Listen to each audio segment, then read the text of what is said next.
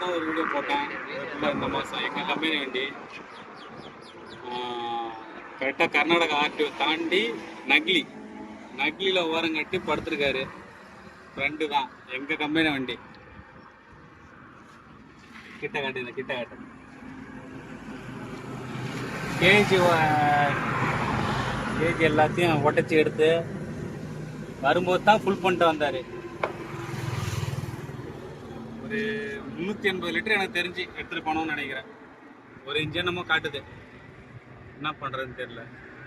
தயவு செய்து கர்நாடகா இந்த லைனில் யார் டீசல் ஃபுல் பண்ணாலும் டோல்கேட்டிட படுங்க. எதுக்கு வேறு இடத்துலலாம் எதுக்கு படுகிறீங்க?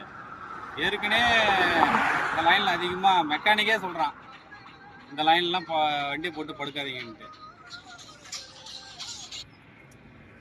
இப்போ 380 லிட்டர் டீசல் போயிருக்கு. என்ன பண்ணுறதுன்னே ஒன்றும் புரியல.